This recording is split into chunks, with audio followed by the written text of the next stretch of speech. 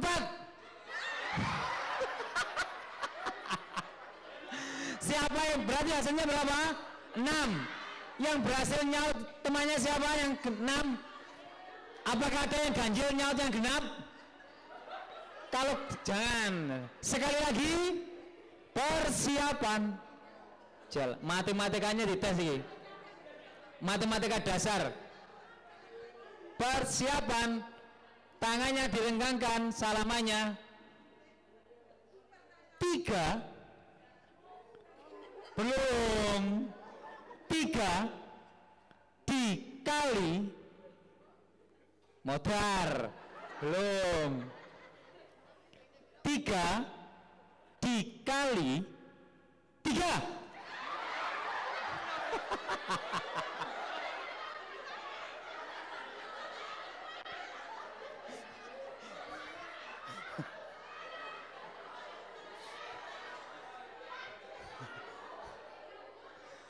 Itu perkalian ya.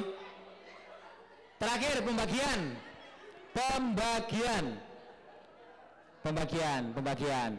100 fokus ya. 100 dibagi 20 modal.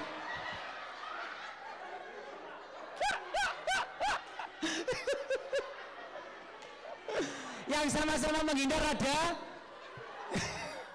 yang sama-sama jabatan tangan ada. 100 dibagi 20 berapa hasilnya? Harusnya yang ganjil nangkap yang, apakah ada yang genap nangkap yang ganjil? Adakah yang sama-sama malah menghindar? Matematikanya 100. Tepuk tangan buat bapak semua, bapak ibunya.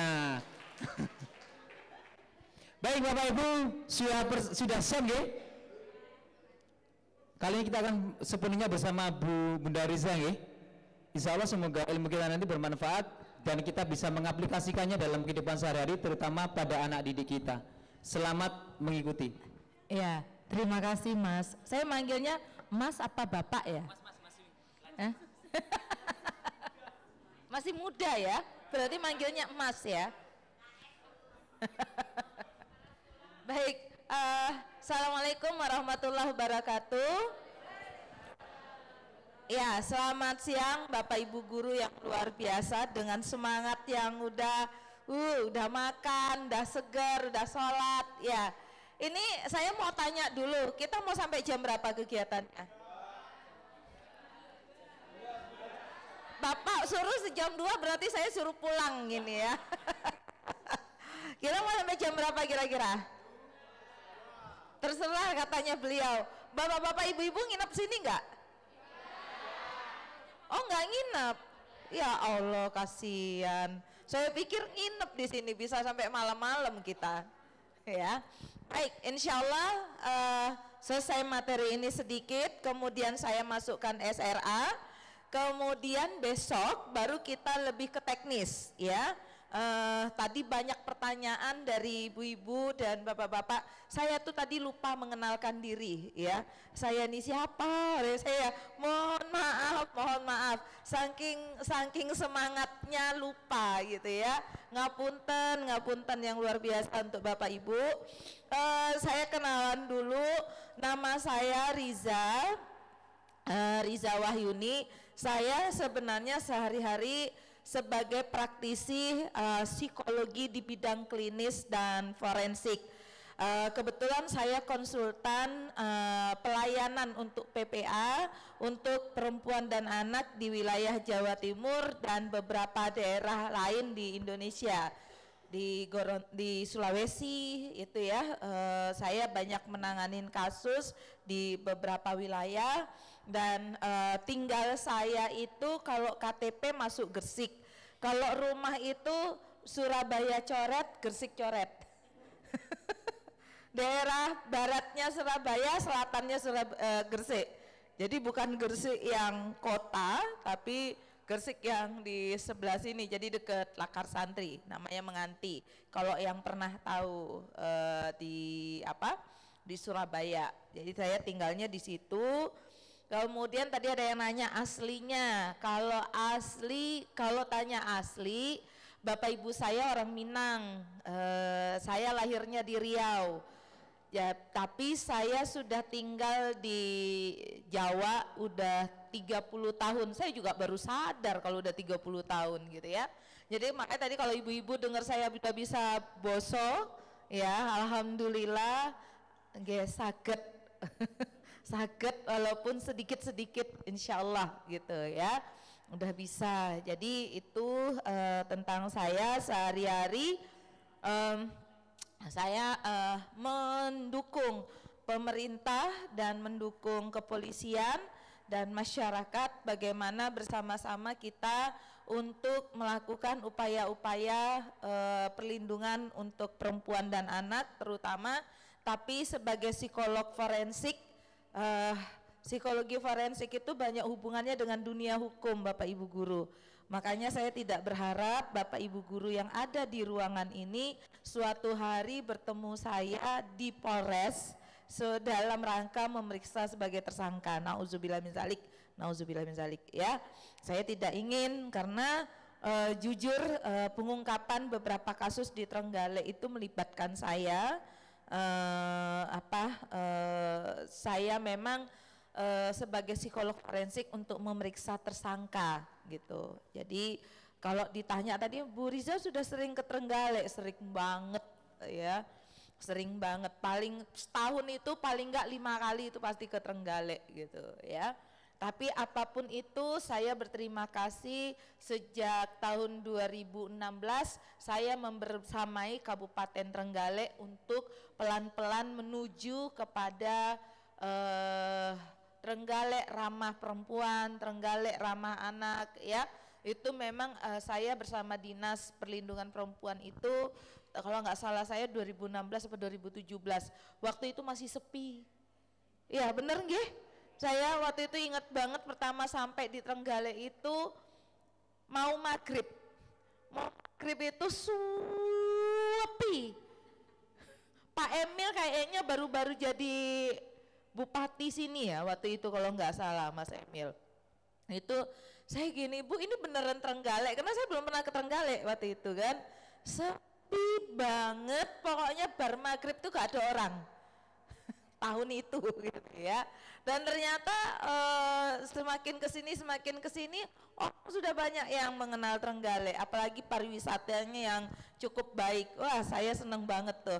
Saya senang ke pantai Watulimo itu saya sudah sampai. Jadi Trenggalek itu saya sudah naik ke Pule, ke Munjungan, kemana.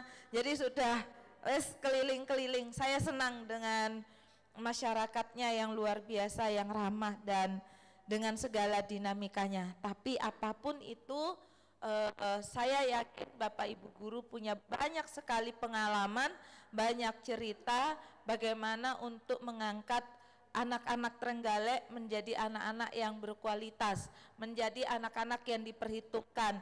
Dan alhamdulillah banyak kan sekarang yang lulusan Trenggalek bisa masuk ke PTN ya, banyak yang masuk ke UGM. Itu saya melihat banyak yang ke UGM, ke Undip. Itu banyak anak-anak dari Trenggalek gitu ya. Artinya bahwa itu potensi yang cukup luar biasa yang dimiliki oleh Bapak Ibu sebagai ayah dan ibunya anak-anak di sekolah. Tepuk tangan untuk panjenengan. Baik, Bapak Ibu, saya meneruskan tadi yang disampaikan oleh saya sosialisasikan. Kita lanjut berkaitan dengan apa yang disampaikan oleh Pak Menteri ya mengenai Permendikbudristek tentang PPKSP, yaitu pencegahan dan penanganan kekerasan di sekolah, di satuan pendidikan ya. Ada 6 kekerasan yang perlu untuk dibantu, untuk didampingin di setiap satuan pendidikan. Yang pertama adalah kekerasan fisik. Kekerasan fisik itu bagaimana Bapak Ibu Guru sekalian? Yang dari paling ringan hanya dicubit, ditonjokin, direndah, ada yang sampai kalau yang kemarin yang di Lamongan itu sampai apa? rambutnya di ini dibotak ya, dibotak ya Bu ya di sini tapi gitu ya. Nah ini sudah masuk kepada fisik. Ya, jadi fisik itu yang berkaitan dengan kondisi di fisiknya yang menimbulkan luka. Ya. Jadi definisinya kekerasan ini perlu dipahami bareng-bareng. Kekerasan itu adalah segala sesuatu tindakan ya, baik fisik, baik psikis, baik perundungan, seksual, ekonomi, eksploitasi dan lain sebagainya yang menyebabkan, ada bahasanya, yang menyebabkan korbannya mengalami penderitaan. Ingat ya, penderitaan baik fisik, baik psikologinya, baik seksualnya maupun sosialnya. Itu yang perlu dipahami oleh kita bareng-bareng. Nah, sekarang kembali lagi definisi mencubit. Apakah ketika saya mencubit tadi, cis gitu ya, mencubit, duh nak, kamu kok susah ya dikasih tahu, apakah ini menyebabkan dia menderita? Ya, perlu dipahami ya. Tapi kalau tadi ada hanya gara-gara nggak pakai ciput di jilbab terus dibotakin, ada penderitaan nggak itu? Ada, perlu dipahami ya. Bisa dipahami Bapak Ibu biar nggak salah persepsi nih, ya. Kalau misalnya anak kita punya kesepakatan nih di bareng-bareng misalnya, siapa yang terlambat masuk misalnya terlambat untuk upacara misalnya, disuruh berdiri di depan tiang bendera, ya kan? Anaknya sih sehat, kita tanya kamu sehat enggak? Sehat, gitu kan? Kondisi sakit enggak? Sudah sarapan? Sudah. Kita minta di tiang bendera, tapi ya jangan lama-lama, ojo seharian. Kalau seharian sampai jam 12 siang itu sudah bisa menyebabkan penderitaan enggak? Bisa. Tapi kalau 1 jam, nah ini yang perlu dipahami ya. Bisa dipahami Bapak Ibu? Ya, jadi ada konteksnya, gitu loh. Ya, tidak juga bukan berarti kemudian nanti Bapak Ibu, wah lek ngono berarti aku oleh untuk nyubit arek, ya kan? Bocah wis diajarno orang bocah gak kena dikandani, lek engko aku jewer kok malah aku diomongne melakukan kekerasan, ngoten. Kan itu bahasa-bahasa yang sering muncul yang membuat guru-guru menjadi apatis, benar nggak? Ya, nah perlu dipahami. Jadi yang menyebabkan, ya. Tapi kemudian yang baru, berita yang baru kemarin di Gresik itu, yang ada anak SD dicolotin ini yang menyebabkan ini, berarti itu ada unsur kekerasannya enggak? Nah, itu perlu dipahami, itu kekerasan. Cuma yang melakukan itu kakak kelasnya, yang menjadi problem adalah gurunya menutup kasus ini. Itu yang jadi problem. Ya. Ya namanya bocah itu kadang-kadang kan gitu. Tapi kan dia juga perlu diajarin bahwa yang dia lakukan itu adalah salah, gitu loh. Jadi udah paham ya? Berarti kalau kita bicara kekerasan, di dalamnya ada aspek dari akibat dari perilaku. Berarti fisik udah tahu ya? Dipukul, ditendang, ya. Yang semuanya apapun itu yang berkaitan dengan fisik yang kelihatan hasilnya, oke?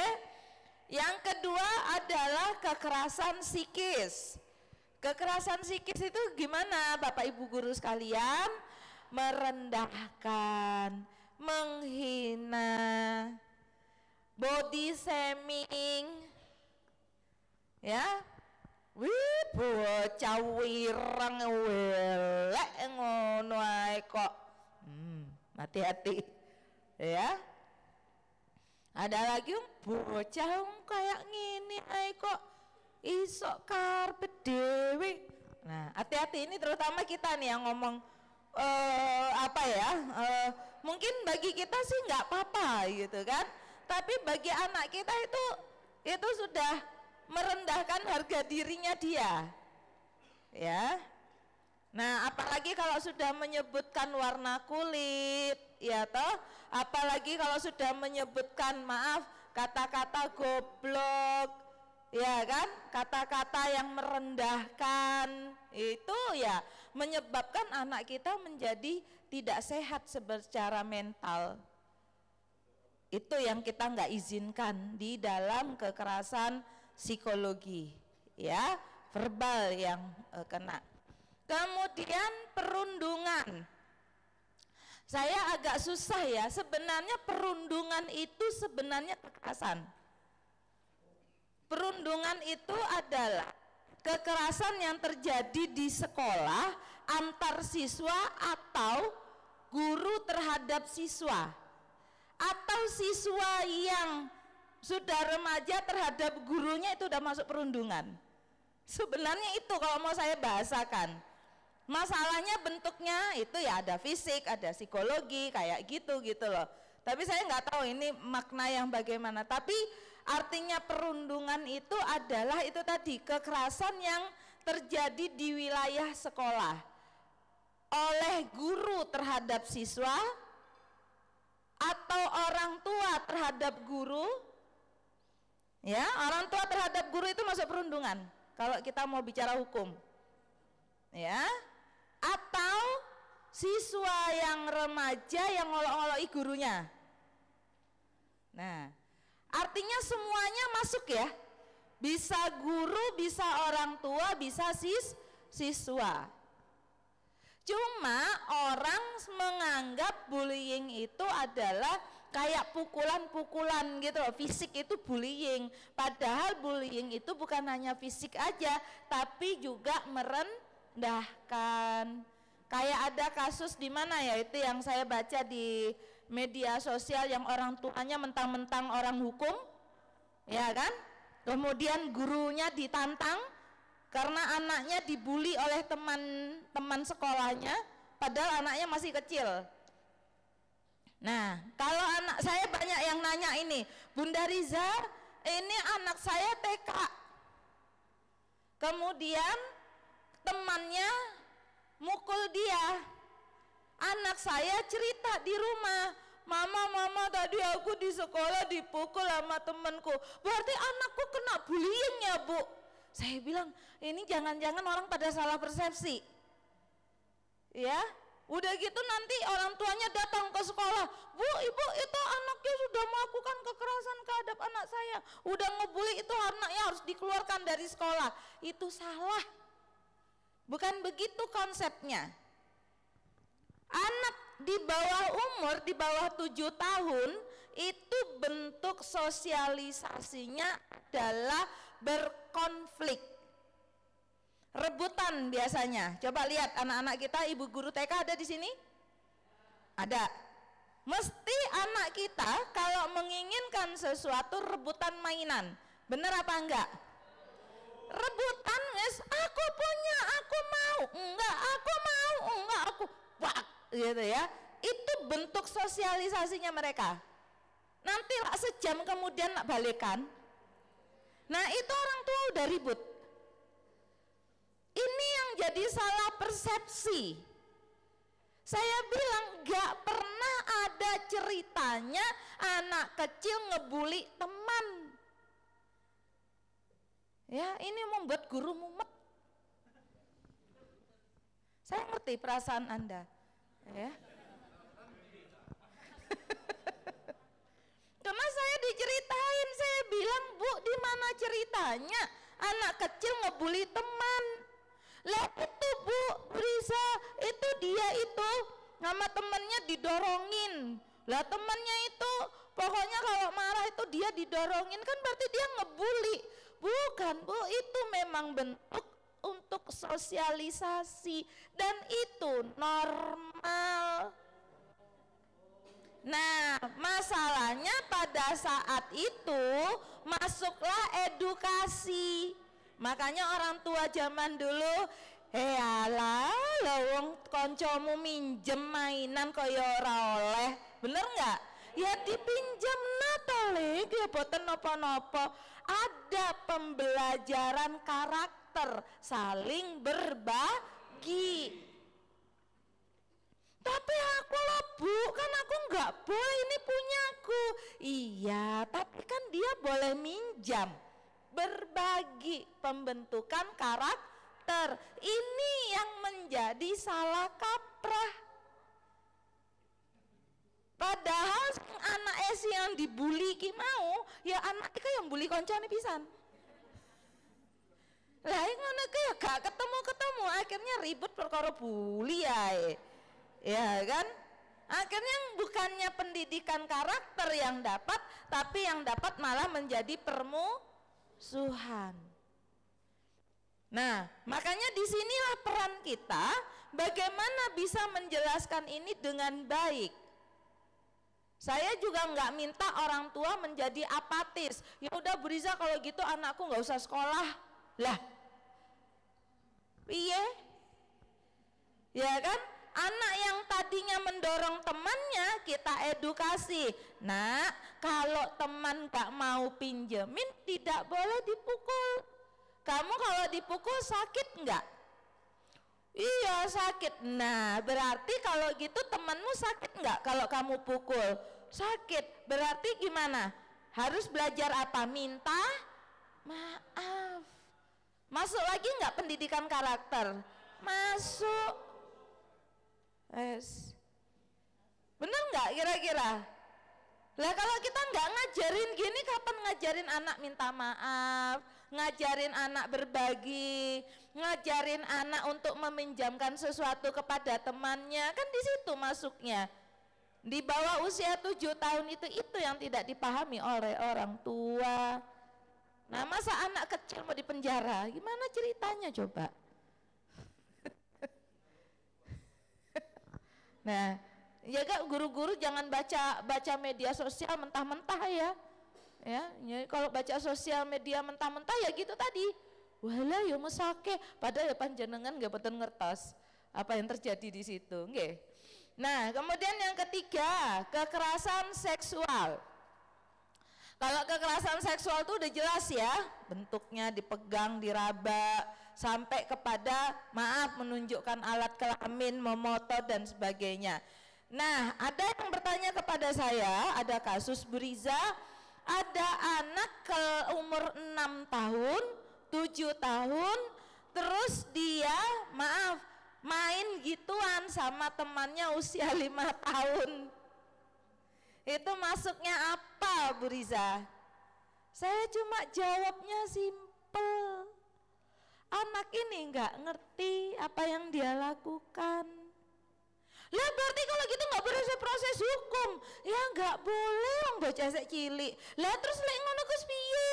Sing dikudu dikandani iku wong tuane. Berarti ono masalah kambe wong tuane. Lah ya ngono iku lho.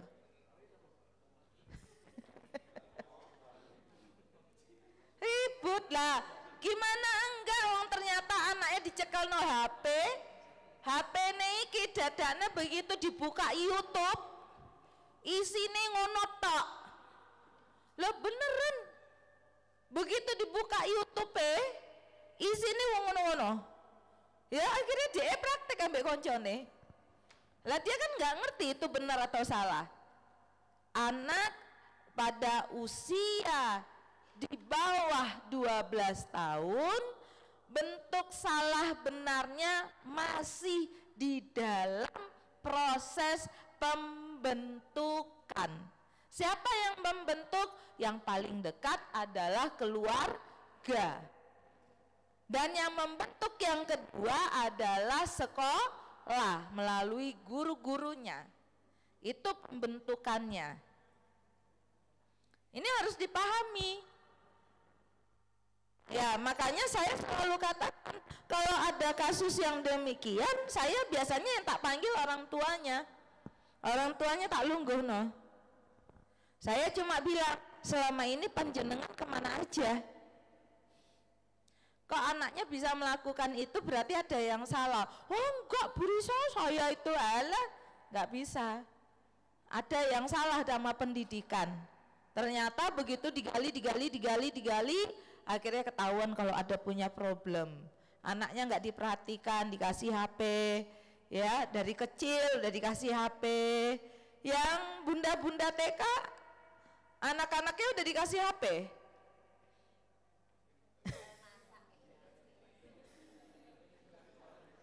Ayo, ini banyak orang tua muda, saya nanya, ya ini banyak orang tua muda, anaknya di rumah yang masih di bawah umur 7 tahun dikasih HP apa enggak?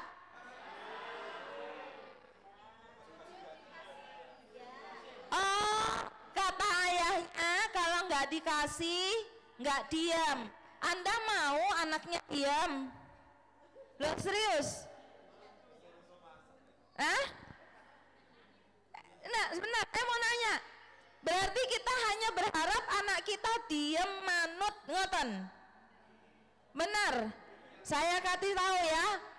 Saya mau nanya ibu yang sudah berumur, sudah Mbak Uti mana?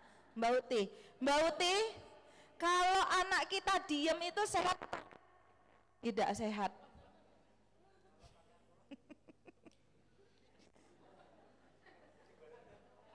Ayo ngomong. Kemarin 3 minggu yang lalu saya ketemu Dokter Syaraf. Kami ada pertemuan di DPP Provinsi Jawa Timur. Salah satunya saya jadi pembicara. Kemudian beliau ternyata dokter spesialis syaraf. Beliau bilang, Bu Riza, sekarang pasien saya per hari itu 50 orang. Woi, saya bilang, ini apa aja diagnosanya Bu? Ya karena awalnya udah ibu, ya manggilnya ibu aja, bukan dokter gitu ya. Itu Mbak Riza, sing keluhane iki loro, sing grinjingan, yalah wis tak cekel ngene tok Mbak, kakean ape gituin. Dan ternyata beliau bilang untuk saat ini penderita untuk serangan stroke, pecahnya pembuluh darah itu usianya usia produktif antara 30 sampai 50. Hati-hati. Kalau dulu 10 tahun yang lalu, 5-10 tahun yang lalu, orang yang kena stroke usianya di atas 50. Benar nggak? Ya. Sekarang usia produktif antara 20-30 itu tinggi. Saya tanya, Bu, prediksi Ibu dengan penggunaan HP usia dini, elah Mbak Riza nggak lama, 5 tahun lagi liatin, nanti usia remaja sudah banyak yang kena serangan stroke. Ngeri, Bapak Ibu. Kenapa? Penggunaan ini kan ternyata menyerang sistem ini. Nah, anak kita yang masih kecil, yang tadi katanya disuruh diem pakai HP tadi, ya. Nah dia gini, nah ini sistem sarafnya ini bermasalah, ininya bermasalah, ininya bermasalah, ininya bermasalah. Kita masih bangga, gitu loh. Konsepnya kita itu tadi, Bu, biar anaknya diam. Lah terus lek main tuh ya nopo? Lah kan yang ganggu. Jarene sopo? Lah wong memang anaknya kecil ganggu ya memang lah, nanti wis gede nggak ganggu. Tenanan jenengan kok kangen. Lah ini beneran loh. Ya, jangan bahasa mengganggu, merepotkan, itu yang membuat kita menjadi tidak sehat terhadap anak. Berarti kita kan konsepnya, berarti lek ono anak iki nggarai aku ora iso kerja, nggarai aku nggak iso nopo-nopo. Ayo. Nah, konsepnya mindset lagi kan tentang anak. Lah kalau kita nggak mau anak kita jadi masalah, ya ngapain nikah coba? Ngapain dulu nikah? Hanya sekedar legalitas seksual? Hati-hati. Ini sederhana ya. Tapi mindsetnya bisa menghancurkan anak kita kalau kita salah. Ya. Oh no, ya Allah Bu, anak kula boten saged menang Bu, luari gak mandek-mandek jarno, itu artinya anaknya sehat. Wes lah, percaya.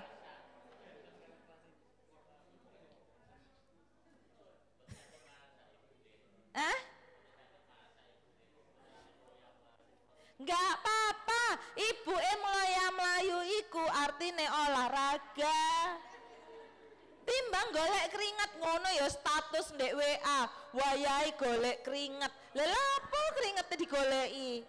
Wong omah wis keringetan kok.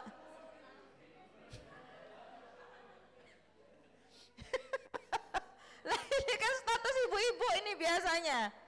Wayahe golek keringat pakai gitu ya, wajah olahraga, senam, mari ku makan gorengan, ya padha ae.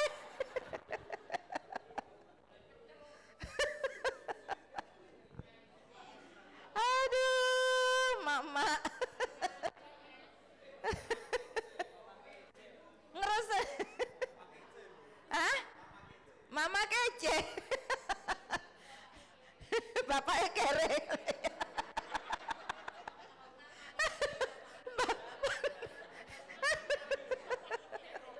Astagfirullahaladzim. Guru lah, kita itu kan kebanyakan gaya gitu loh. Wong loh, napa lek ngepel di rumah itu saya begini-begini, di rumah tuh kalau ngepel sendirian ya, itu saya pakai tangan, pakai ini, enggak, jadi pakai tangan gini. Kenapa? Olahraga. Lah timbang aku metu. Golek keringet.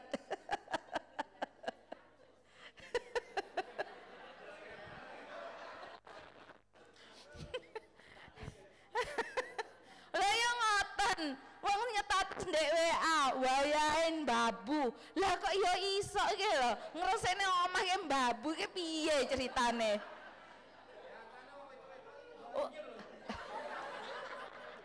Lah bapake iku ya ora, bapake iku ya perasaan boten. Loh, bapak sebentar. Yang buat status babu, saya mau nanya, bapaknya itu apakah nikah dengan babu?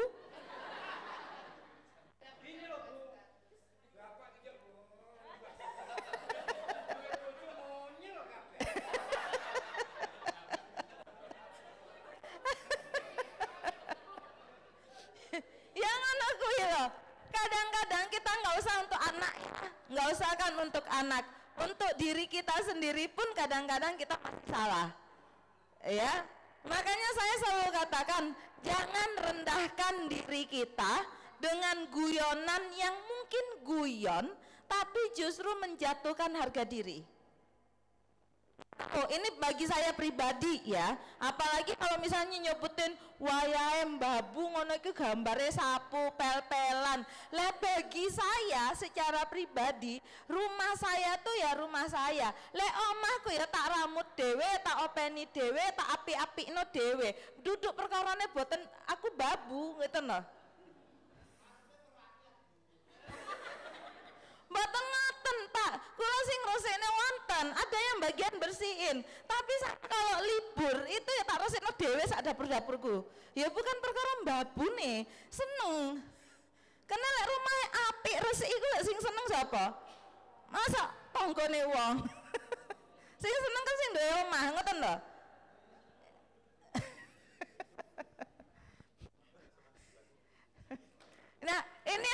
sederhana, tapi justru bagi kita itu yang membuat kita jadi tidak nyaman gitu loh. Ya termasuk banyak sebenarnya istilah-istilah yang di sosmed itu yang dicuplik oleh beberapa masyarakat yang menurut saya itu nggak bagus gitu loh ya. Misalnya kucing, saya punya kucing 15 ekor, ya kan? Tapi saya nggak pernah menyebutkan bahwa saya babunya kucing. Nggih ngapunten, nggih kula, ngoten loh. Lah masa saya jadi babunya kucingnya, rugi lah saya, gitu kan? Lah ya kucingnya harus ikut aturan saya. Kalau saya bilang kamu harus pindah kamar, dia harus pindah kamar, gitu loh. Artinya gini, itu sesuatu yang kemudian mempengaruhi kehidupan kita sehari-hari ini kalau kita bicara psikologi, ya. Afirmasi yang masuk ke diri kita itu bukan afirmasi positif, tapi afirmasi yang sifatnya negatif. Ketika negatif panjenengan sudah pegel, kemudian aduh, aku kesel sak dino ngene. Nggih, jenengan kesel tenanan. Kenapa? Karena kita memberikan afirmasi yang negatif ke tubuh. Kalau kita bicara kesel, semua orang pasti kesel. Ya Allah Bu, kula iku penggaweane gak mari-mari. Ibu mau pingin penggaweane mari? Satu, tok. Pas waya diceluk ambek Gusti Allah. Wes mari. Karena kan itu ya yang selalu kita sebutin, bener nggak? Nah itu yang membuat kita jadi mudah lelah sebenarnya. Itu yang membuat kita mudah emosi. Itu yang membuat itu gitu, anak tak mau didiem. Gitu loh. Karena kita bilang, ayah itu udah capek kerja dari pagi sampai pagi, kamu dikasih tahu nggak mau. Lah anaknya yang jawab, emang siapa yang nyuruh ayah kerja? Iya kan? Kan begitu. Ya guru juga gitu. Kalian itu sudah tahu guru gini. Ya siapa yang suruh jadi guru? Lah makanya kan itu tadi saya bilang, karena kita selalu mengeluh gitu loh. Akhirnya ketika kita mengeluh itu, sistem tubuh kita dari hasil penelitian Bapak Ibu guru yang luar biasa itu menunjukkan bahwa sistem kekebalan tubuh itu jadi down. Makanya jadi turun, makanya banyak yang sakit kepala, banyak yang kena serangan jantung, banyak yang kena penyakit mah, benar apa benar? Banyak yang penyakit darah. Lebih parah lagi ada yang kena dia. Yang lebih paling parah lagi banyak yang kena serangan kanker.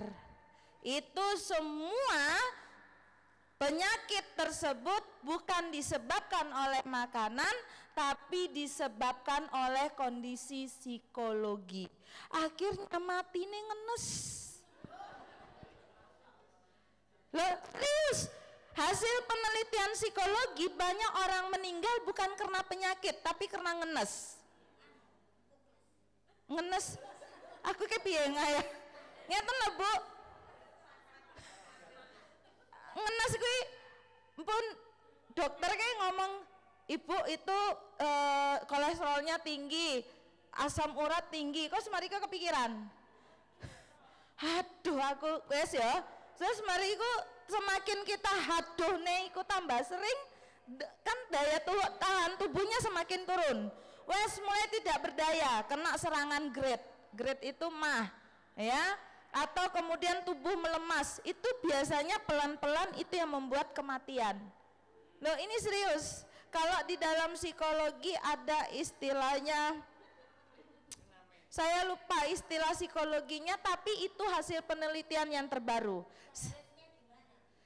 Makanya itu tadi Bu, kita bahagia.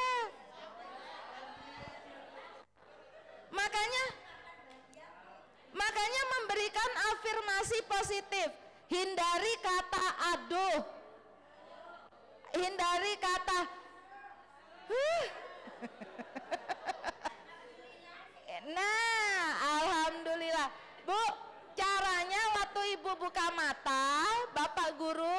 buka mata itu kan kita mau sadar tuh.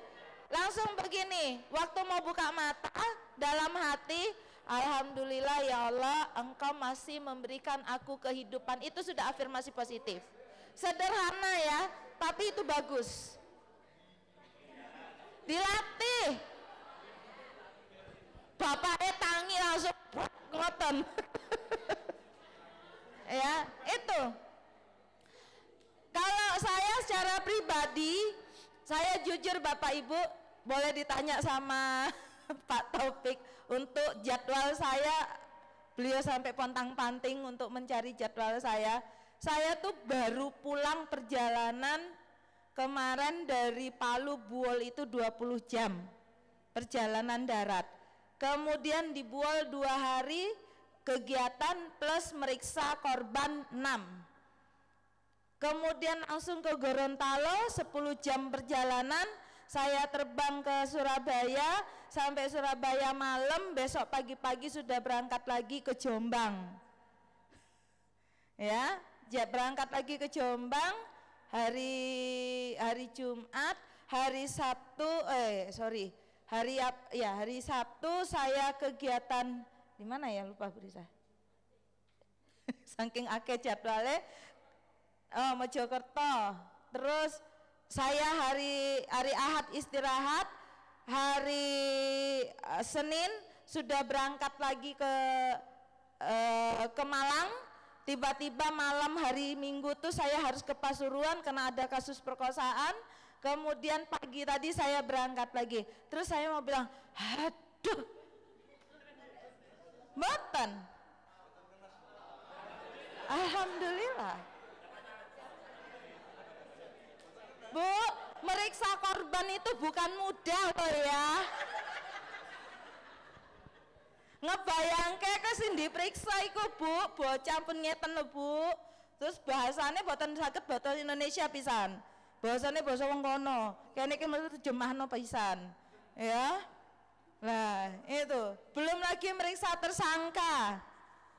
Jadi kalau kita mau aduh itu ya rugi bagi saya. Saya hanya bilang ya memang kalau saya alhamdulillah dipesenin para kiai, para guru saya, kamu khidmatnya di situ ya lakukan gitu loh.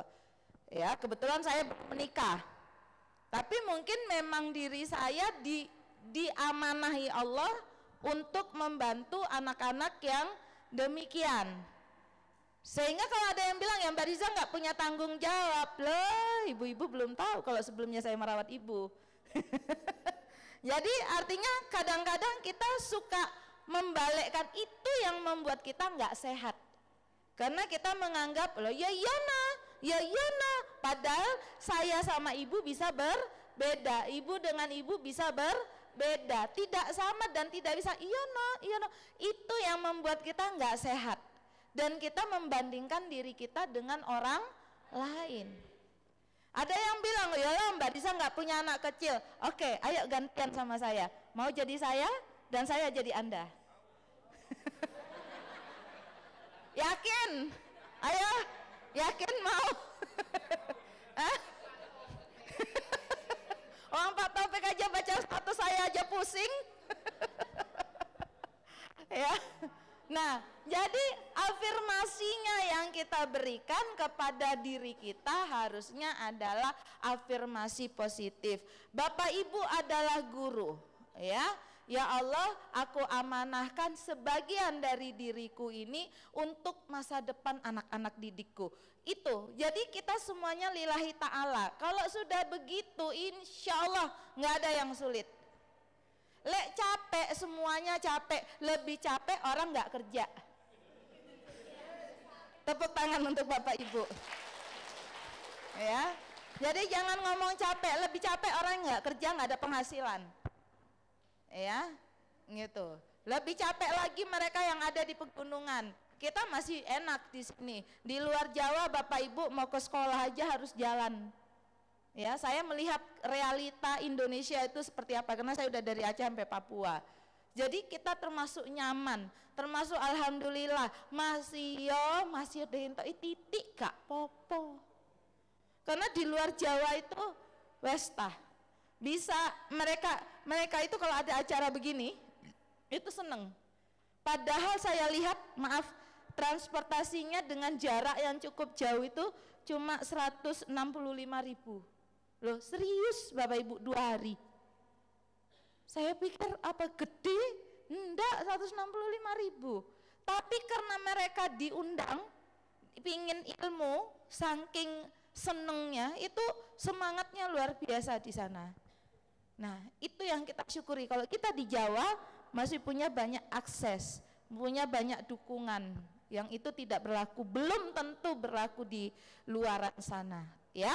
Nah, itu jadi afirmasinya adalah afirmasi positif. Lah kalau kita sudah punya afirmasi yang positif terhadap diri kita, kira-kira kita kalau mau melakukan kekerasan untuk anak bisa nggak? Nggak bisa, karena kita sudah muncul rasa sayang, rasa tanggung jawab, sehingga kita nggak usah kan anaknya orang, anaknya sendiri kita mikir mungkin mau marah, yang tadinya banyak tingkah, ya kan, yang tadinya nggak mau diem, kita udah nggak mikir, nggak mau diem lagi. Oh ya Allah, alhamdulillah anakku sehat. Pokoknya mudah-mudahan anakku jangan sampai ada apa-apa. Nah, itu doanya. Ya kan? Jangan sampai anakku ada masalah. Jangan sampai anakku terjadi sesuatu yang tidak diinginkan. Itu afirmasi-afirmasi yang kita berikan. Termasuk anak-anak kita di sekolah. Nah, tadi udah diajarin Bu Dewi tadi kan, tepuk no bully. Setiap pagi, ayo anak-anak gitu ya. Apalah dengan kreativitas guru lah gitu loh. Yang tadi saya bilang, mudah-mudahan nanti suatu hari anak ini jadi orang hebat, yang mereka gosipkan ya, seili gak si ibu itu joget-joget, ya, semua pokoknya buat kita happy dan sebagainya. Afirmasinya adalah afirmasi yang positif seperti itu, ya. Oke, kekerasan seksual sudah, diskriminasi, intoleransi sudah jelas, ya. Kemudian kebijakan yang mengandung kekerasan itu artinya kedisiplinan yang kita berikan, kita harapkan tidak mengandung kekerasan. Boleh tegas tapi tidak boleh keras. Beda nggak Bapak Ibu? Tegas sama keras beda nggak? Beda. Kalau keras itu kita marah diiringi dengan emosi. Tapi kalau tegas, kita memang tegas A, B, B. Ya. Saya bersama dengan 20 tahun bersama dengan anak-anak yang terluka, dengan anak-anak yang bermasalah, membuat saya belajar tegas. Saya orangnya tegas banget. Anak orang nggak mau sekolah, anaknya tetangga saya nggak mau sekolah, itu mak bapaknya manggil saya. Jadi lebih takut ke saya pada mak bapaknya. Padahal saya cuma mau bilang, terus kamu kalau nggak mau sekolah terus mau ngapain? Saya cuma begitu aja nanya. Gitu ya kan, anak-anak kan gitu ya. Tapi ya udah gitu dia berangkat sekolah. Saya bilang udah biarin aja dia berangkat sekolah, terlambat nggak apa-apa, biar dia tanggung jawab. Artinya ya sudah, orang tuanya yang ikut. Ya sama dengan ponakan saya di Riau, yang telepon adik saya, Kak ini si Koko nggak mau sekolah. Saya bilang, terus kamu kalau kenapa nggak mau sekolah? Iya Mak Wo, kok sana kan manggilnya Bude itu Mak Wo, ya kan? Iya Mak Wo, soalnya aku kemarin dipukul sama temenku. Terus yang dipukul apa yang sakit? Tanganku. Terus gara-gara tangan kamu sakit, terus kamu nggak mau sekolah? Saya bilang gitu. Akhirnya berangkat. Masih mencucu ya Kak Popo, pokoknya budal. Lah ketegasan itu.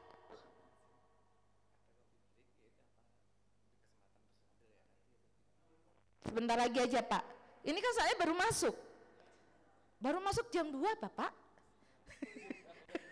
Siap Pak? Gitu ya. Sebentar lagi. Jadi membuat yang penting ketegasan itu akan diingat oleh anak-anak kita. Ya, bukan kerasnya. Tadi saya di WA oleh salah satu anak. Bunda, kapan aku mau ketemu Bunda? Loh kenapa kamu? Iya Bunda, aku habis berantem sama sama kakakku. Terus aku udah mau bunuh diri, aku minum pil 35 ya. Saya cuma jawab, Iya bunda, aku sedih gitu kan. Paling enggak dia nggak mau jadi bunuh diri lah gitu. Padahal dia tahu kalau ketemu sama saya pasti ngomel. Gitu loh. Pas saya palingan nanyanya gini, emang enak bu bunuh diri? Saya udah banyak saya gitu kan. Ternyata ketegasan itu yang dirasakan, bukan kerasnya. Dan dia tahu ketegasan itu menunjukkan bahwa saya melindungi kamu. Saya sayang dengan kamu. Saya menghormati kamu sebagai anak saya. Padahal ini anaknya orang.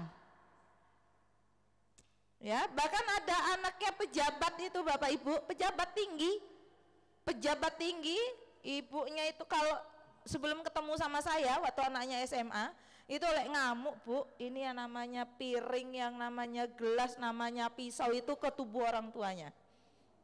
Cekik itu wes, lek ngamuk ibu dicekik. Udah dibawa ke psikiater katanya di Jakarta, ke psikolog, mbah dapat nama saya dari mana saya nggak ngerti. Datanglah ke rumah saya di Menganti, rumah saya yo kecil gitu ya. Tapi saya nggak ngerti kalau dia pejabat, yang ngertinya udah terakhir gitu kan.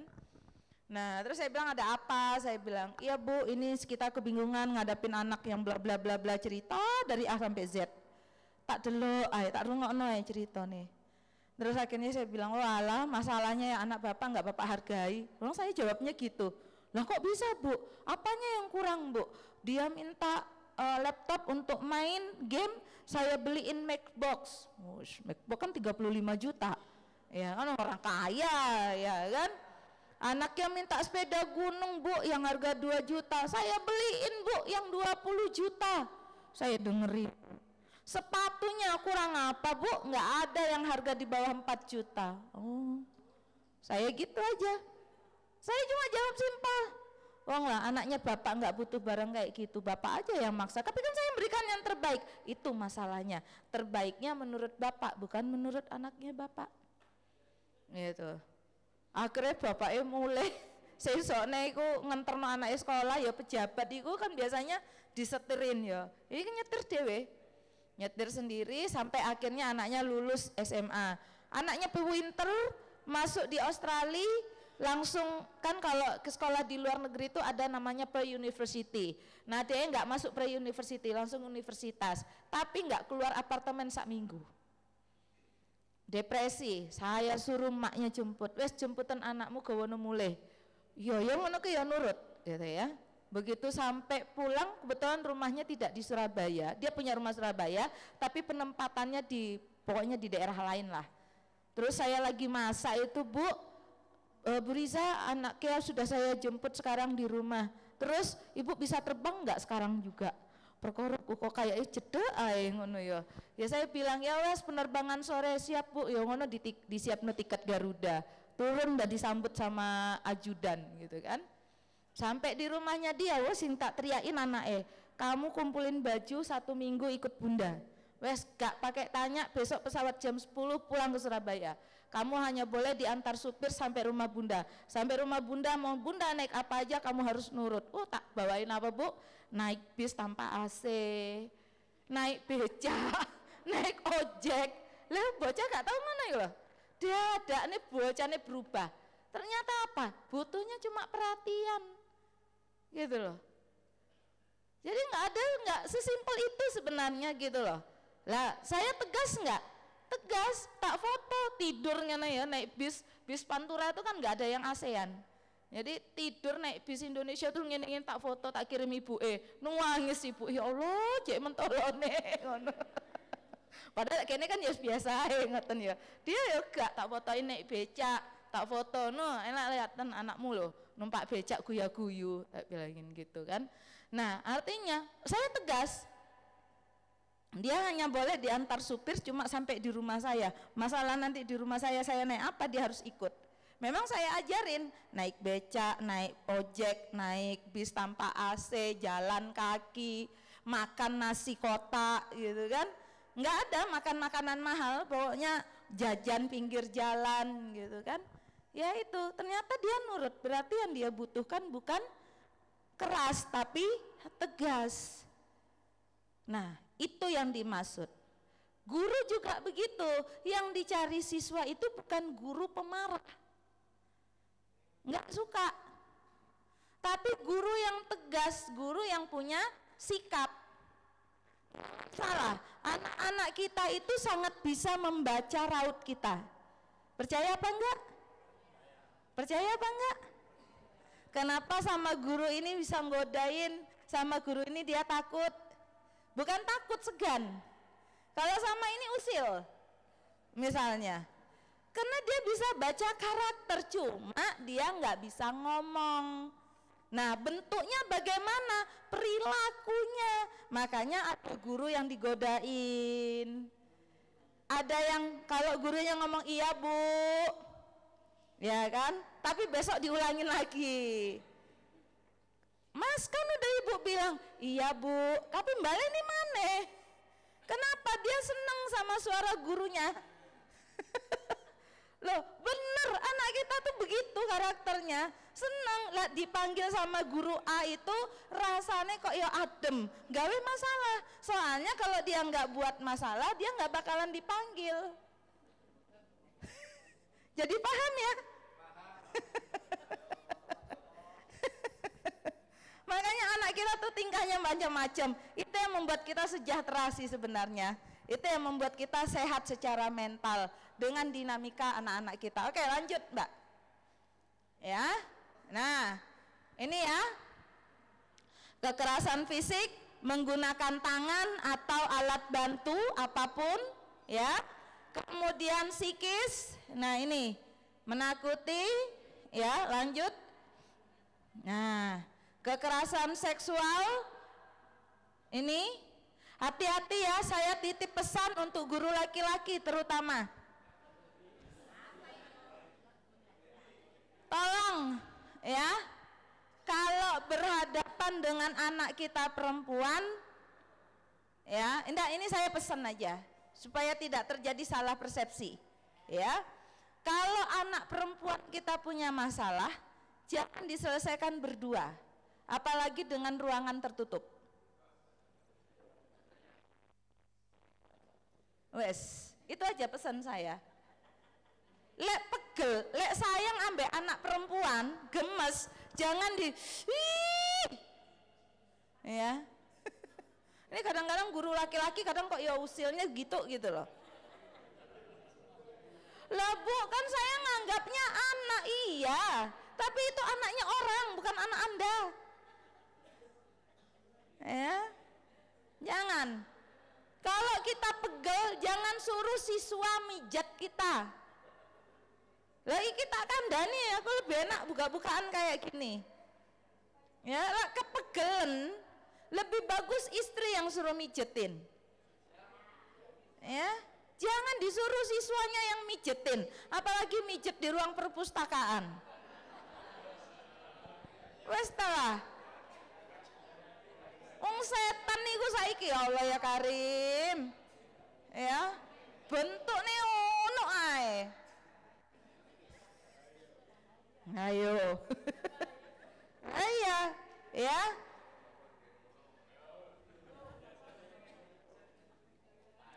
Kalau ada siswi yang bermasalah, libatkan guru perempuan. Ya. Jadi kadang-kadang alasan sederhana guru, ya saya tuh kan capek bu, lah terus kalau capek kenapa siswa yang disuruh pijet? Lah saya yang ngomongnya ya gitu toh. Ya kan saya nggak pikiran macam-macam bu, ya itu kan Anda. Lawang Anda suruh mijet tapi disuruh megang itunya Anda, ya sama aja. Lah saya kadang gregetan bu. Ya, jadi tolong guru laki-laki ya, tolong dijaga dan tolong perhatikan sosmednya para guru laki-laki. Ojo sing aneh-aneh dibuka, wes titip ae.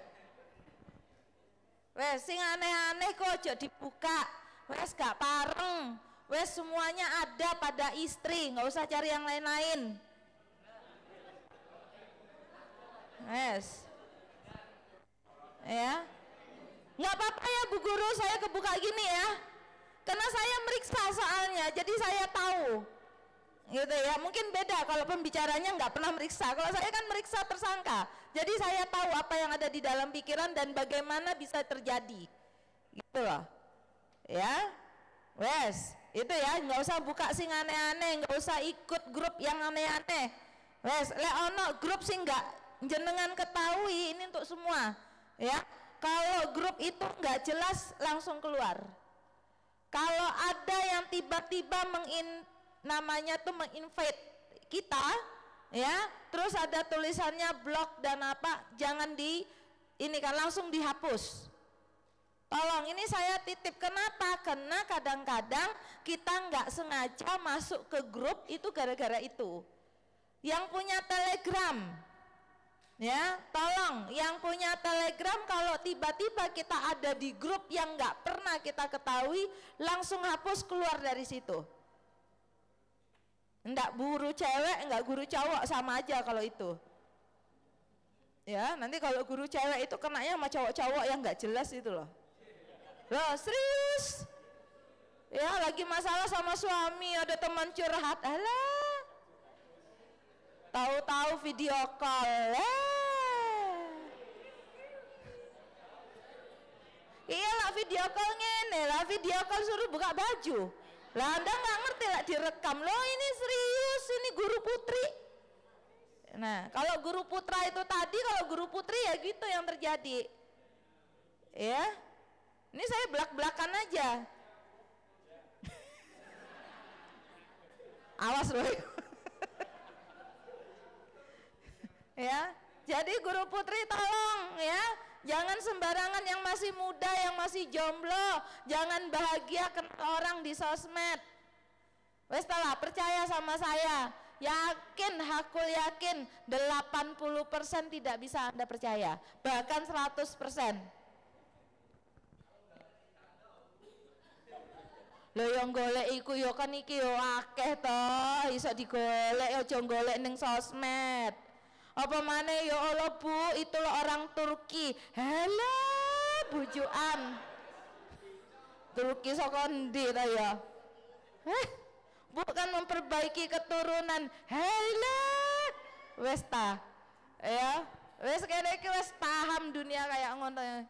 Makanya banyak guru-guru putri yang terjebak gara-gara itu, akhirnya terjebak online, pinjam online, seks online. Ya, nanti itu dijadikan bahan untuk memeras Anda. Bapak guru beberapa kasus sampai bunuh diri. Kasus guru rata-rata, maaf guru putri itu rata-rata adalah pinjol, yang dia minjemin ke laki-laki sana. Tak kasih tahu. Ayo ngomong, siapa sih jarene ngomong? Tanyain kalau nggak percaya sama polisi-polisi. Ya, jadi saya titip jangan sembarangan kenal, karena kejahatan di medsos itu luar biasa ya, termasuk untuk ngingetin anak-anak kita yang tadi pakai HP dari usia dini. Oke, ini lanjut kekerasan seksual. Nah, ini ya kebijakan-kebijakan kita, SKK, edaran dan semuanya harus tidak bersifat kekerasan, harus perlindungan. Oke, lanjut. Ini sudah ini sudah dijelasin tadi ya, siulan ya, guru-guru cowok itu ya jangan gitu-gitu amat lah gitu kan. Ada cewek cantik sweet gitu ya, prikitu ya. Nah, oke, kemudian hati-hati dengan identitas ya. Saya titip kepada Bapak Ibu guru supaya tidak memudahkan diri Anda untuk membawa identitas semacam, misalnya kalau Bapak Ibu guru naik pesawat atau naik kereta api, berkotnya jangan di-share di sosmed. Dan termasuk tidak nge-share di mana Bapak Ibu mengajar di sosmed. Sosmed itu kayak IG, Facebook gitu ya. usahakan tidak mudah nge-share. Kenapa? Karena bisa saja saya memakai nama ibu untuk melakukan kejahatan kepada bapak. Gitu. Saya tahu nih bapak satu sekolahan sama ibu, datanya ibu saya hack, saya kemudian invite semua, maka saya mengataskan nama ibu untuk minjam uang ke bapak, ke ibu, kemana gitu. Ya, jadi tolong tidak meng-share mudah ya itu. Kemudian ini nggak usah mekanismenya, ini nggak usah, ini lebih ke mekanisme. Nah ini ya tadi kalau ada pelaporan yang tadi mungkin disampaikan oleh Ibu Abub tadi, Ibu Bupati, ada laporan kekerasan, maka ada penerimaan laporan, bisa tertulis, bisa lewat telepon, pesan singkat elektronik, atau pelaporan yang memudahkan pelapor, misalnya WhatsApp gitu ya, atau telepon tertentu. Pemeriksaan, pengumpulan alat bukti harus jelas. Jadi nggak sembarangan kita mengatakan oh dia perundungan, enggak ya, tapi harus ada bukti-bukti yang jelas. Bukti yang jelas bisa saja screenshot percakapan, bisa saja rekaman, video atau suara ya, bisa saja ada yang menyaksikan ya atau yang mengetahui, itu bisa untuk jadikan pengumpulan bukti. Kemudian hasil pemeriksaan, analisa. Kemudian baru rekomendasinya tindak lanjut pemulihan. Semua ini untuk pelayanan pemulihan boleh bekerja sama dengan P2TP2A yang dimiliki oleh kabupaten. Karena mereka punya konselor, mereka punya psikolog juga ya, untuk terlibat di dalam proses pemulihan seperti itu. Oke, lanjut. Nah, prinsipnya di dalam memberikan sanksi administratif kepada pelaku peserta didik yang menjadi pertimbangan peserta didik ya, kemudian pemberi sanksi adalah kepala sekolah. Bentuknya apa? Dari yang paling ringan itu teguran tertulis, tindakan edukatif, dan pemindahan peserta didik ke satuan pendidik lainnya. Itu kalau pelakunya adalah peserta didik. Ya, boleh nggak dipindahin? Boleh kalau betul-betul sudah tidak bisa dibina. Tapi pengalaman saya selama ini, jika sekolahnya terbuka dengan kondisi yang terjadi pada anaknya dan kemudian dipulihkan, makasih Pak. Kemudian dia kembali ke sekolah, itu jauh lebih baik daripada dipindahkan tanpa ada penyelesaian. Ya, tapi kalau dia nggak bisa juga dirubah setelah nah itu kan udah lain lagi, berarti kan orang tuanya tidak mau diajak kerja sama gitu. Oke, lanjut.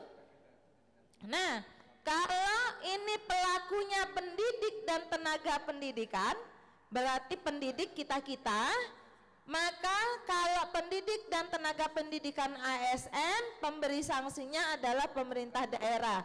Jenis sanksinya sesuai dengan PP 94 tahun 2021. Apa itu? Dari sanksi ringan sampai sanksi berat.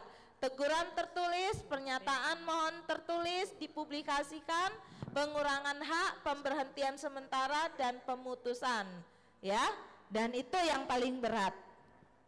Jadi kalau sudah sampai di sini, berarti ya sudah, berarti selesailah karir kita. Itu ya. Oke, lanjut. Nah, 5 kementerian yang sudah bersepakat dalam hal ini, ada 5 kementerian, yaitu Kementerian Pendidikan, Ristek, Agama, Sosial, Dalam Negeri, dan KPPA. Kemudian 3 lembaga, KPAI, Komisi Nasional Disabilitas, dan Komisi Nasional HAM, Hak Asasi Manusia, ya, Komnas HAM. Oke, lanjut. Maka mari bersama kita Bapak Ibu, kita ciptakan suasana belajar mengajar yang ramah anak, Karena anak-anak kita bersama Bapak Ibu 6 tahun, itu bukan waktu yang singkat ya. Nah, jadi buatlah sekolah merupakan rumah kedua untuk mereka tumbuh dan berkembang, di mana nanti mereka akan menjadi anak-anak hebat di kemudian hari. Amin, Allahumma amin ya. Itu kita jam berapa sekarang? Masih 2:30. Ya Allah Pak Tauf. Mohon maaf Bu Riza, barangkali nanti dilanjutkan sekalian sampai jam 3, nanti coffee breaknya langsung sekalian pulang. Oke, ya makanya saya kira udah jam 3 Bu.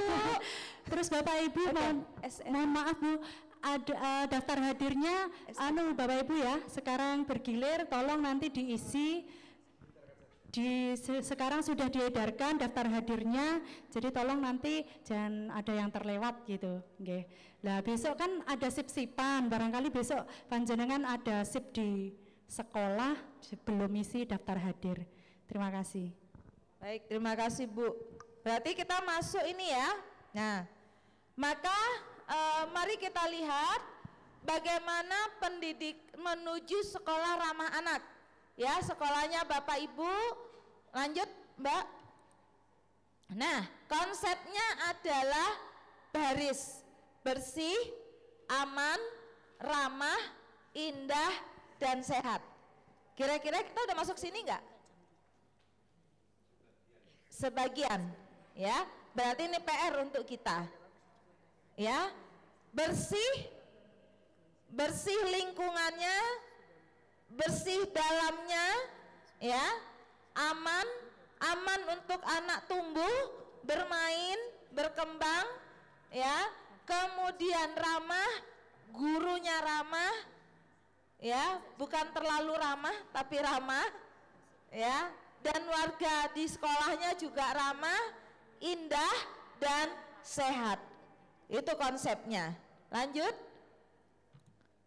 Nah, di mana kita semuanya satuan pendidik formal maupun non formal dan informal yang aman, bersih, sehat, peduli dan berbudaya, ya, ada kepedulian, ada budaya, ada kemudian lingkungan hidup yang mampu menjamin, memenuhi, menghargai hak anak dan perlindungan anak dari kekerasan, diskriminasi, perlakuan salah lainnya, dengan mendukung partisipasi anak dalam perencanaan, kebijakan, pembelajaran, pengawasan, dan mekanisme pengaduan terkait dengan pendidikan anak. Jadi gini maksudnya Bapak Ibu, bahwa di dalam pendidikan itu maka kita bersama-sama dengan anak untuk menentukan kebijakan pada masing-masing kelas. Ya, misalnya gini, ayo kita sepakatin apa hukumannya kalau yang terlambat masuk kelas misalnya, ya kan? Nah itu biar mereka yang nentukan. Kalau mereka yang nentukan berarti mereka yang tanggung jawab. Kalau nanti siapa yang nilainya terbaik 10 besar misalnya, kita siapin reward. Reward itu kan bukan harus berbentuk barang ya, tapi apapun itu bentuknya yang membuat anak-anak kita semangat, itu adalah reward untuk mereka. Ya, nah itu contohnya. Jadi betul-betul kita melibatkan anak di dalam setiap kebijakan di dalam kelas. Sifatnya tidak lagi otoriter, pokoknya kata guru. Wah, ini kan ya repot. Ya, jadi melibatkan anak-anak di dalam mereka untuk mengeluarkan pendapat. Apa yang boleh guru lakukan, apa juga yang tidak boleh guru lakukan. Saya contoh ya, waktu itu ada kasus di Jawa Timur, di mana waktu itu guru, dia pelajarannya matematika. Jam 10 siang, guru ini pamit katanya ke toilet. Di kelas itu ada sekitar 23 siswa. Nah, ternyata dari 23 siswa SD ini, kelas 4, saya masih ingat kejadian itu, kelas 4 SD, ternyata ada satu siswa di kelas itu yang badannya paling gede, kemudian dia ngambil apa itu namanya, pisau kecil itu, cutter. Nah, dia ambil cutter temannya, ya kan? Dia bilang sama temannya, semua diam. Gitu, saya masih ingat itu ya. Semua diam. Semuanya diam.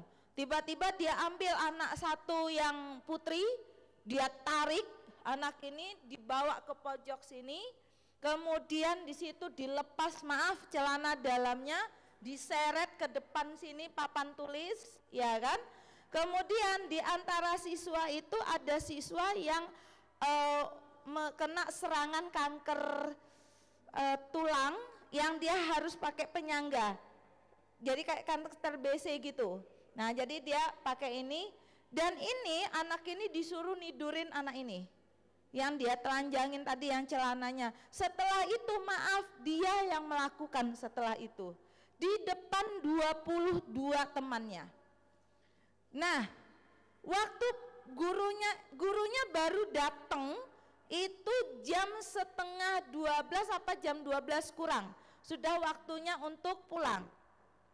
Lah, waktu gurunya sudah siap-siap mau datang, udah kedengeran tak tak tak, semuanya buya, ayo semua kembali gitu. Kembali, si anak cewek ini tadi nangis di pojokan, gurunya masuk itu sambil megang HP. Jadi nggak ngeliat gini, terus langsung duduk. Sudah, ayo kita pulang, silakan. Dia udah keluar duluan, ini semua apa, kebayang nggak sih siswi tadi? Itu loh, ya, itu yang terjadi. Makanya kita aneh ketika gurunya bilang dia nggak ngerti apa-apa. Akhirnya kami buat tuntutan ke guru ini karena kelalaiannya dia, maka ini terjadi. Harusnya kalau ke toilet berapa menit sih? Tapi ini dari jam 10. Ternyata si guru ini ngobrol di ruang guru. Coba. Nah, ini contoh ya, ini contoh kasus yang lain lagi. Artinya bahwa kalau kita mau melihat di sini, ada nggak sih perlindungan untuk anak? Nggak ada. Gurunya udah sibuk sama HP. Nah, ini juga menjadi kesepakatan kita di dalam kelas. Bisa nggak sih para guru nggak megang HP kalau lagi ngajar? Ya, itu penting. Apakah kita bisa sih nggak megang HP pada saat kita bersama siswa kita? Bisa kan? Nggak ada sesuatu yang urgent kan? Gitu loh. Kalaupun ada informasi kan nggak saat itu juga kita baca juga nggak ada masalah kan gitu. Nah, itu penting kita sepakati dengan anak-anak. Dan itu perlu disepakati juga di dalam sekolahan, aturan-aturan yang mana itu betul-betul untuk melindungi anak-anak kita. Lah, ngebayangin aja saya tadi guru itu dia masa nggak paham 20 sekian ada anak yang kayak gitu, udah kasihan banget Bu, itu sampai robek selaput darahnya. Dan itu disaksikan oleh teman-temannya. Dan akhirnya waktu itu anak ini yang pelaku waktu itu kita pindahin ke pesantren karena ya bagaimanapun juga cukup luar biasa ya kejadiannya. Sekarang malah udah jadi hafiz Quran. Ya. Kalau korbannya udah SMA, sekarang udah SMP. Alhamdulillah sudah kita dampingin. Nah, yang si pelakunya kita pindahkan sekolah, ya, karena memang kalau dia nggak dipindahin kasihan anak yang ini, ya, maka kita pindahin sekolah. Akhirnya keputusannya masuk pesantren. Dan di pesantren itu dia belajar kitab, dia belajar, alhamdulillah sudah hafal 30 juz Al-Quran.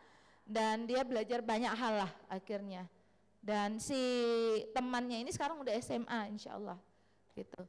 Nah, itu yang kita katakan bahwa betul-betul sekolahnya menjadi sekolah yang menjadi ramah anak. Ya, oke, lanjut. Nah, ini sudah lanjut. Kita pada intinya ketika ada sekolah ramah anak bukan merubah gedung. Ingat, nggak ada yang dirubah. Gedungnya ya tetap itu, kita merubah gedung duitnya dari mana? Bener nggak? Ya kan? Tapi bagaimana kemudian kondisi sekolah dibuat baru? Ya, misalnya kalau ada beberapa, saya nggak tahu ya kalau di Trenggalek itu seperti apa, tapi kalau di beberapa sekolah di luar yang pernah saya dapetin itu toilet itu masih gabung, laki dan perempuan. Itu satu. Yang kedua, posisi toilet itu di belakang sendiri. Jadi kalau ada apa-apa nggak ada yang tahu. Ya, nah ini kan juga bahaya ya. Dan kasus anak-anak saya yang disetubui SD itu rata-rata kejadiannya di belakang sekolah. Saya kasih tahu pada Bapak Ibu. Ya, saya punya tuh anak kelas 6 SD Bu hamil. Loh, serius? Si menghamili anak kelas 1 SMP? Kejadiannya di mana? Di belakang sekolah. Dia kasih tahu di sini Bunda. Berapa lama nak? Enggak, cuma sebentar kok. Serius? 20 tahun tuh banyak cerita Bapak Ibu. Saya kadang-kadang ya Allah segitunya gitu ya. Jadi makanya saya bilang itu penting gitu loh. Kemudian kita meriksa kondisi lingkungan kita sekolah. Aman sih enggak untuk bermain anak kita? Jangan-jangan orang keluar masuk juga gampang. Ya kan? Jadi betul-betul yang kita lihat adalah kondisinya, termasuk kitanya, mindset para guru. Itu perlu dirubah. Mindsetnya kita adalah perubahan perilaku, mendidik, membuat anak-anak nyaman di dalam pendidikan bersama kita. Itu yang penting kita terapkan. Ya, oke lanjut. Nah, pemenuhan 5 klaster selama di sekolah, yang pertama adalah klaster partisipasi, anak-anak berpartisipasi dalam bersuara, ya, berpartisipasi dalam kebijakan di setiap kelas, ya, apa yang boleh, apa yang tidak boleh. Kemudian mendapatkan akses kesehatan, makanya kita ada UKS ya. Ada sekolah yang saya dapetin UKS-nya itu ternyata perawat beneran. Kita udah ada nggak? Belum ya. Ini perawat beneran UKS gitu. Ya. Kemudian pengasuhan dan penanaman nilai, pembentukan karakter di dalam lingkungan sekolah menjadi tempat yang penting selain keluarga anak-anaknya. Mungkin di orang tua mereka kurang, tapi di tempat kita dia punya banyak dapat ilmu, banyak pendidikan, ya. Dan kemudian perlindungan khusus bagi anak-anak yang menjadi korban, bahkan anak-anak yang menjadi pelaku. Bahkan anak-anak dari kelompok terorisme, anak disabilitas. Ya, kemudian pemenuhan di dalam pendidikan. Hak mereka untuk mendapatkan pendidikan. Ya, kewajiban mereka adalah sekolah, kewajiban mereka adalah sekolah dan menghormati guru, tapi hak mereka untuk mendapat pendidikan, apapun situasi dan kondisinya mereka. Bahkan saya punya kasus anak SMA waktu itu masih kelas 1, berarti kelas 10, yang dia melahirkan sendiri, ya, dan bayinya dibuang di kresek, diletakkan di toilet sekolah, baru ketahuan 3 hari kemudian, karena udah bau bangkai, ya. Nah itu pun sekarang dia sudah jadi sarjana. Jadi bagi kita, anaknya tetap sekolah, di sekolah itu kami dampingin, Dan alhamdulillah dengan segala macam edukasi yang saya berikan kepada para guru, akhirnya guru menerima dia untuk tetap sekolah di situ, dan itu beradanya di sekolah negeri ya. Dan syukur alhamdulillah sekarang dia sudah jadi sarjana. Artinya kita hanya mengatakan apapun situasi dan kondisi anak-anak kita, selama dia mendapatkan pendampingan yang tepat, lingkungan yang tepat, mereka bisa menjadi orang yang hebat. Itu pada intinya. Gitu, ya. Oke, lanjut. Nah, programnya ya ini, jangan jajan sembarangan, jajan sehat. Kantinnya sehat enggak? Nah, ya kan? Kemudian apakah disiplinnya disiplin positif? Disiplin tanpa kekerasan? Nah, boleh disiplin tapi tidak boleh menggunakan kekerasan, ya. Apakah sekolahnya bebas rokok? Guru, Bapak guru di sekolah ngerokok apa enggak? Enggak, tapi mojok. Oh, tidak di sekolah tapi ayo buat sekolah no smoking area sekolah. Sudah ya Bu ya, tapi susah banget ya Bapak ya. Nah gitu katanya anak nggak boleh ngerokok. Ayo ngomong nggak boleh ngerokok di sekolah, di kantor. Ayo kita sepakatin nih Bapak Ibu ya, aman dan nyaman ya. Anak kalau kita kadang-kadang kan kita bosen ya Bapak Ibu kalau di ruang kelas ya, bisa di halaman tapi pohonnya rindang gitu loh ya. Duh, saya memimpikan banyak sih udah sekolah-sekolah yang begitu ya, bisa duduk-duduk di pinggir depan kelas gitu, pakai kadang nggak pakai tikar ya, duduk aja di situ ngobrol gitu kan. Pokoknya suasana yang aman dan nyaman. Apakah cinta lingkungan? Nah, menanam bersama ya. Sarana dan prasarananya aman untuk anak enggak? Nah, oke, kebersihan sudah aman? Aman. Bu, Pak, kalau yang bersihin kelas anaknya apa office boy? Anaknya. Boleh enggak? Boleh ya. Yang bersihin kamar apa? Anaknya. Boleh enggak? Boleh. Ya, jangan kemudian yang bersihin nanti enggak. Boleh kok. Ya, kalau teman saya itu, saya punya teman-teman dari teman-teman SD saya tuh ada yang tinggal di Jepang, ada yang di Finlandia dan seterusnya. Dia cerita, Riz, anak-anak di sini tuh kalau kelas 1 sampai kelas 3 itu pelajarannya cuma dikit. Yang banyak itu disiplin tadi, bersih-bersih kelas, bersih-bersih WC, terus tanaman, menanam, berbagi, nyusun sepatu. Itu diatur ternyata. Nanti kalau sudah kelas 3 baru di full belajarnya. Wah, itu udah, itu mereka harus dipacu. Tapi kalau kelas 1, kelas 2 itu lebih kebersamaan, sopan santun. Bahkan di Jepang itu kalau ketemu guru harus menunduk, itu masih sampai sekarang. Kita sekarang udah lupa ya.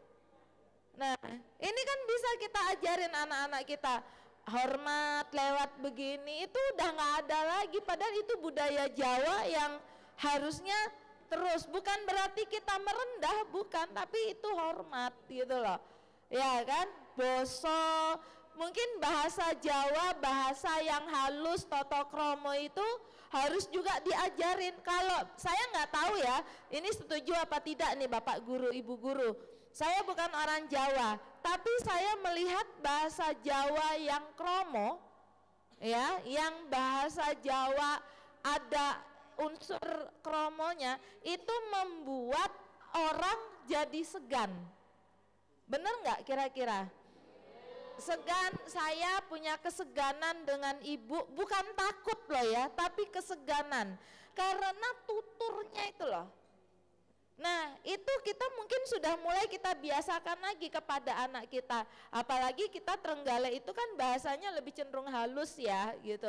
Nah itu penting untuk menanamkan, itu pembentukan karakter saya kira, yang nanti kalau kelas 3, 4, 5, 6 mereka sudah ngikut gitu loh, bagaimana bertutur, bagaimana berbahasa, bagaimana ketemu dengan orang lain, ya kan, itu menjadi penting. Oke lanjut. Nah, stakeholdernya siapa aja Bapak Ibu? Bapak Ibu nggak bisa berdiri sendiri, ya. Ada perlindungan perempuan anak, ada Bappenas, ada dan lain sebagainya kalau di tingkat nasional. Kalau di tingkat daerah siapa? Ada Diknas, ada kemudian Dinas Sosial PPA, ada kemudian teman-teman dengan Kemenaknya, ada kemudian dengan kesehatan, sekali-sekali kita buat sosialisasi kepada anak-anak melalui Dinkes untuk makanan sehat, jajan sehat, kan gitu ya. Kemudian dengan BNN misalnya untuk pencegahan penggunaan lem. Sekarang itu banyak anak SD itu udah gunain lem, dicium, dihirup, terus mereka ngefly. Apakah di Trenggalek ada? Ada. Ya, di Trenggalek ada. Oke, lanjut. Nah, prinsipnya adalah non-diskriminasi, kepentingan terbaik untuk anak, hidup, kelangsungan hidup, perkembangan, penghormatan terhadap pandangan anak, dan pengelolaan yang baik. Oke, kita lanjut. Komponennya adalah kebijakan, pelaksanaan proses belajar yang ramah anak, pendidik dan tenaga pendidikan yang terlatih hak anak. Makanya Bapak Ibu ada di sini ya, sarana dan prasarana yang ramah anak, partisipasi anak dan partisipasi orang tua dan lembaga masyarakat, dunia usaha dan stakeholder lainnya. Ada komite sekolah, ya, ada komite guru. Ini adalah partisipasi masyarakat yang semuanya tidak bisa berdiri sendiri. Oke, lanjut. Nah, ingat ancaman anak kita Bapak Ibu tidak lagi hanya di rumah saja, tapi di sekolah, bahkan di sosmed itu merupakan ancaman besar untuk anak-anak kita. Yuk kita bareng-bareng bersama-sama untuk melindungi anak-anak kita. Ayo menuju, nah ini kita tidak ingin anak-anak kita di kemudian hari menjadi cepat tua. Banyak gak anak sekarang cepat tua? Saya bilang generasinya jompo gitu. Saya kalau ngelihat ini asisten saya, ini saya punya beberapa asisten yang masih muda-muda, itu dikit-dikit sakit gitu, cepat tua gitu ya. Itu guyonnya. Tapi kita tidak ingin generasi kita cepat sakit, ya, cepat mengeluh, tahu stres. Karena anak sekarang, Bu saya stres Bu, padahal stres ya gak ngerti apa, ya. Tapi yang ngomongnya gitu. Penurunan fungsi otak, nah itu sangat beresiko untuk anak-anak kita. Rendahnya pendidikan, prestasi di pendidikan. Bapak, Ibu, sekarang udah banyak inovasi-inovasi yang keluar. Bahkan kalau mau identifikasi bagaimana untuk minat anak-anak usia kelas 3 SD pun sudah bisa dilakukan. Ya, kayak kemarin kami melakukan terhadap salah satu sekolah swasta di Surabaya yang kelas 3 SD, kami sudah lakukan identifikasi kepada arah minat bakatnya. Ya, dari kemampuan intelektualnya, kemudian kemampuan minatnya dia di mana, ada sekitar 20 sekian minat kita sesuaikan dengan anak-anak zaman sekarang, dan kemudian kami identifikasi gangguan kepribadian dan itu bisa terdeteksi. Nah, kalau sudah diketahui begini kan enak gitu loh. Jadi sekolah juga jadi tahu siswanya yang bermasalah dan yang tidak bermasalah. Kemudian pola kerja yang tidak menentu. Anak-anak kita yang berdampak kepada kekerasan dan hidup tidak sehat, mereka memiliki pola tidur yang tidak sehat. Bahkan anak-anak SMP, SMA sudah banyak yang melakukan sleep call. Ikut tidur pakai HP loh Bu. Jadi video call, tapi nanti sampai ketiduran. Itu mereka baru tidur jam 2 malam, jam 3 pagi. Nah itu, aku lagi sepi sendirian, no. Bocah-bocah saiki lagi ngoten niku Bu. Ya. Kemudian perilaku beresiko tinggi, penggunaan nafsa, alkohol, kehamilan. Nah ini yang banyak. Trenggalek banyak enggak? Kehamilan di usia anak? Banyak. Ya, usia 14, 15 ya. Sehingga kemampuan sebagai orang tua rendah, ketidakmampuan mempertahankan hubungan, pemisahan keluarga dan lingkaran kemiskinan yang tidak berhenti akibat dengan kejadian yang tadi. Oke, lanjut. Ya, lanjut. Nah, ini ya, lanjut. Ya, bagaimana siswa sekolah mengatasi menggunakan pendekatan disiplin dan bimbingan konseling besok akan saya berikan kepada Bapak Ibu. Tepuk tangan untuk Bapak Ibu guru sekalian. Oke, besok dari pagi sampai jam segini saya lebih banyak memberikan teknis. Ya, saya berharap kita bersiap-siap bermain bersama. Bagaimana mengkonseling, mendengarin anak-anak kita, karena di sekolah kita SD nggak ada guru BK, maka Bapak Ibu guru yang di sini nanti harus melakukan apa, oke? Tepuk tangan untuk semangatnya Bapak Ibu dan selamat istirahat. Saya mohon maaf kalau ada yang kurang dan lain sebagainya. Silakan sambil ngopi dan mungkin bisa mengisi absen. Assalamualaikum warahmatullahi wabarakatuh.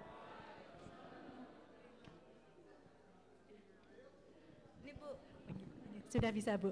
Terima kasih Bu Riza, luar biasa sekali Bapak Ibu. Sudah tidak terasa sekarang sudah waktunya pukul 3 nggih. Setelah ini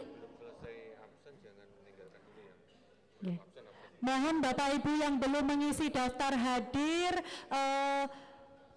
sabar sebentar nggih. Daftar hadirnya diisi terlebih dahulu supaya besok tidak mencari-cari siapa, daripada panjenengan besok datang lagi ke sini waktunya daring begitu. Jadi mohon nanti sebelum meninggalkan tempat pastikan jenengan sudah mengisi daftar hadir semuanya.